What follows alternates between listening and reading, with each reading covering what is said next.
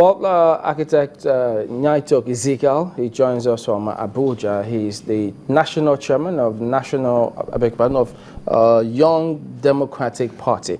Thank you for joining us today on the program. Well, speaking about how we need to ensure we, if not reduce to the barest minimum or eliminate violence in our elections, what's your impression or suggestions, as it were? The very first thing is that we must be careful to realize that there's a major national tragedy that we have on our hands. When we trivialize issues of 10 people were killed, one person was killed, we lose the essence. There's a famous saying that that 1,000 people died is statistics, but that one person died is a tragedy. What that means is that the life of every single Nigerian should be so important to us that we as a country should do whatever it takes to ensure it does not happen. Now that's by way of background. Coming to the issue of stopping to run commentaries and going into what I may say the ways forward. The very first thing is we should ask ourselves one question.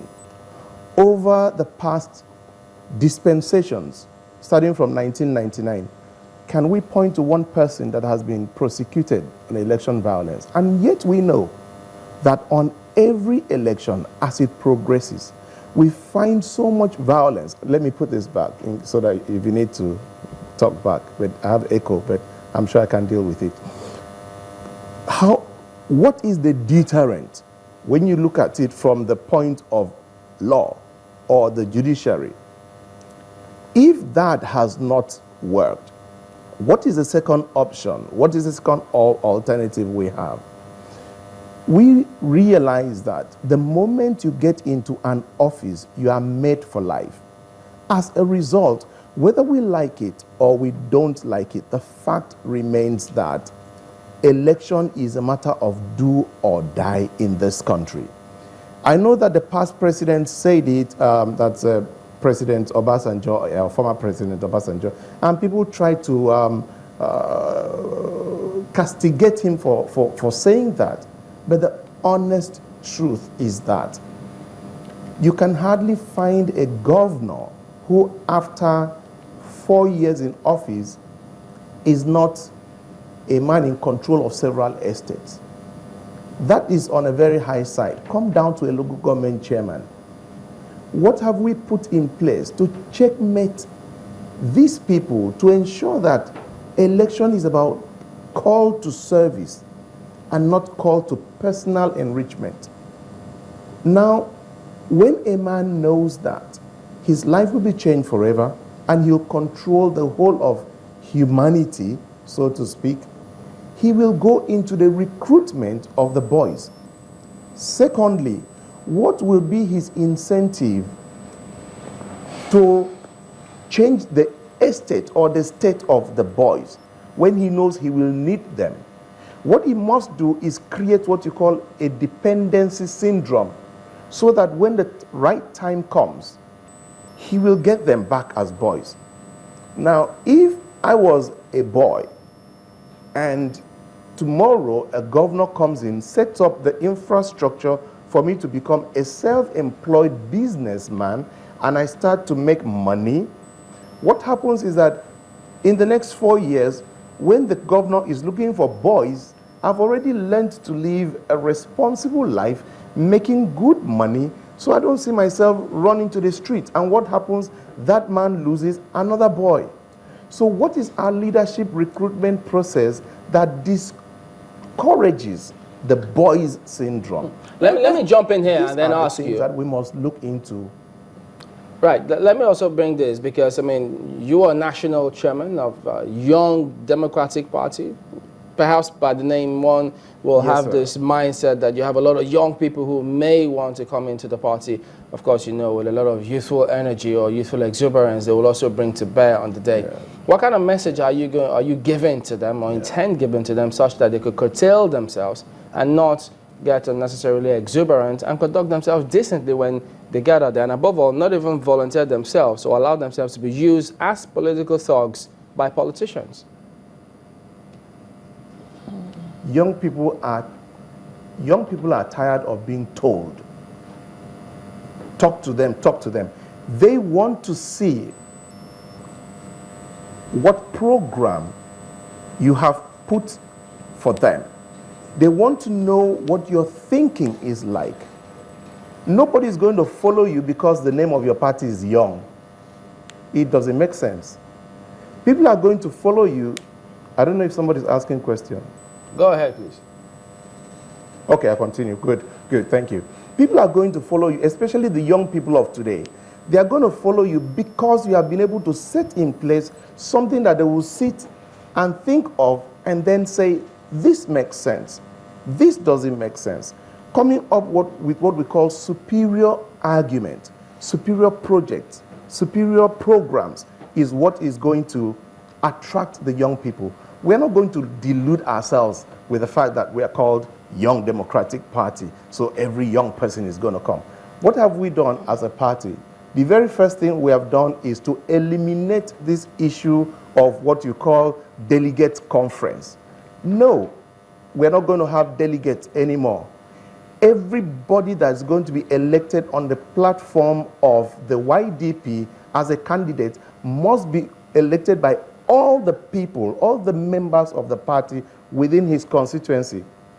It's on the basis of this that we have run on what we call the platform of the EMC, electronic membership card. Every member of the YDP is going to be electronically registered, and they have the card. They're already used to PVC, so it's no more story to them. On the second thing, we are using the strength of the cards to negotiate things that a member will benefit directly from day one on account of being a member of a party. So think of a young man who says, I'm going to be the one to elect, and not one chairman in Abuja giving ticket to anybody that brings him loads of money. Also, if we have about 10 million people, 15 million, 20 million on our database, why can't we, on the basis of that, go to Arik Air or go to any other airline and say, look, we have this, you can be one of our national carriers. Can you give 15% discount to any of our members that come with this? I'm just wondering though, because... Yeah, I can hear. I wish there was a way that the echo could be less so I can know which time you come in. Can you hear me though? Yeah, I can hear you, ma'am. Okay, so I was just going to ask you, I mean, because we're talking about violence, removing violence from elections. Our correspondent said he also noticed that it would seem that generally the people of Bayelsa are quite fearless, and you know, the kind of behavior or comportment you see of thugs in certain areas or people who want to behave badly in certain areas because security agencies are present, the tendencies to do that might be reduced, but it doesn't work in some other areas. Do you think that the solutions need to be homegrown? The solution needs to be homegrown. Is that what you say? Yes, like particular to each locality. I'll tell you something peculiar to every young person. You know, I jokingly told somebody that I was born an old man so that I can die a young man, because I've been great right from time. What that means is that I have an interface, a connect with the young people, whether they're from Bayelsa or they are from Zungeru, or they are from Ikodekpene, or they are from anywhere. Every young person wants to be given a future he can relate to. So the issue of what you may call the homegrown solution is to ensure that our leadership recruitment process gives the young people hope for the future. It also lets them know that they can also take responsibility for their future and for their lives. What we have everywhere now is young people who are boys, perpetual and permanent boys. But we want to give them the responsibility. You choose who you want to be your leader. All right, and the next thing we're doing is set up think tanks across the nation. Don't you see a correlation? So that each community comes up with what they want, what they prefer. There's too much of government thinking for the people, deciding for the people, we are reversing those trends and then allowing the people to come up with what they think is best for them. We are decentralizing the issue of power as a party, because you cannot give what you don't have. Allow me comment here. Whatever the state have stays with the state. Yes, please. Yes, when please. you say you can't give what you don't have, it's a good place for us to put this in. Yes. Correlation between that violence we have seen in Bayelsa and other places and education for the young people. Have we done enough of that for the young Nigerian? There is never going to be education for the young people. There's never going to be employment for the young people.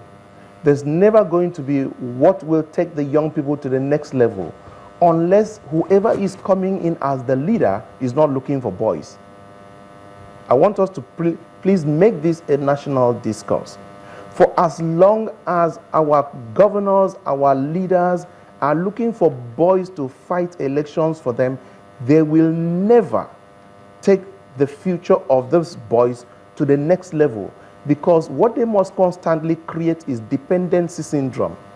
But when we as a nation decide to think differently, to encourage institutions and parties that are coming up with different ideologies, different game plans, that decentralizes power, that makes offices more service-oriented and less wealth amassing oriented, then will those people now know that they will have to be re-elected on the basis of what they have been able to do, on the basis of their character and their integrity, and not on the basis of how much they can dole to the boys on election day.